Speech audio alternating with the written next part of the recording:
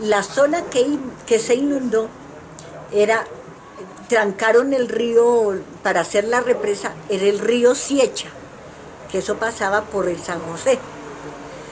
Al ponerle compuertas, el río se trancó, entonces empezó a inundar esa parte.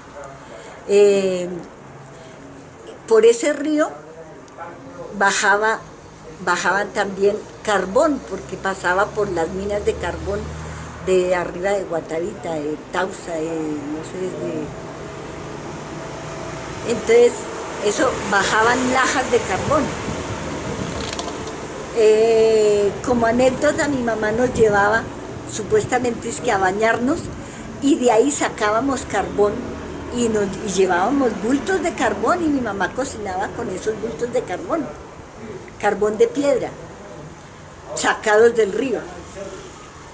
Y así fue que nosotros conocimos pues una niñez muy chévere, entre el río, entre las aventuras.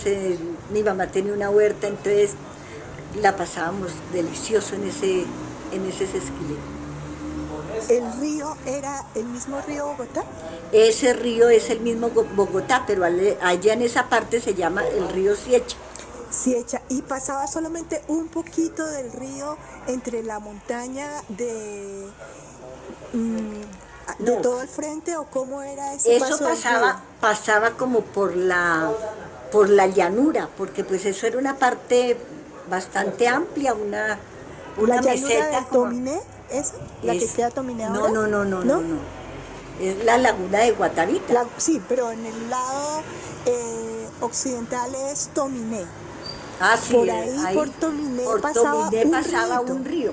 Ese río, al llegar a esa parte, no sé desde dónde ya se llamaba el río Siecha. Más adelante viene a cambiar el nombre por río Bogotá. Pero había mucho espacio entre la montaña y el río. Sí, claro, eso era... Sí, eso era ya... Pero el río era bastante caudaloso. ¿Sí? Era bastante caudaloso. Bajaba carbón y bajaban peces. Nosotros pescábamos ahí. O sea, ese es el río que decimos que cubrió las casas enteritas de la zona de San José. Cuando trancaron ese río, ese fue el río que inundó esa vereda. Esas veredas de Chaleche y San José. Y San José. ¿Y había colegios, habían escuelas? Había una escuela que quedaba en una lomita. Una escuela con una sola profesora que tenía desde kinder hasta tercero de primaria, y pues era la misma profesora con un solo salón y dos tableros. A uno les ponía una tarea mientras a otros nos explicaba otra cosa. ¿Y usted se acuerda el nombre de esa profe? Teresa. ¿Teresa qué? Teresa Martínez. Teresa Martínez, fue su maestra. Fue mi primera maestra. Y de primero a tercero. ¿Qué otras cosas recuerda Cecilia bonitas de su vida entre Sesquilé y Guatavita? Ah, bueno, la ida a misa.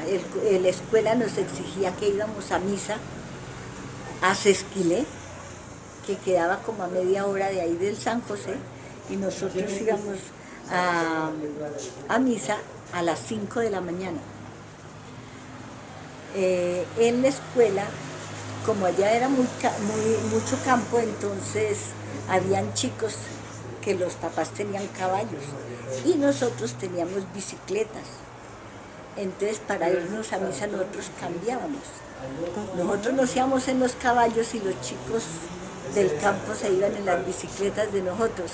Claro, para cada cual era más rico lo que el otro, lo que el otro tenía. Que eran experiencias nuevas. Sí.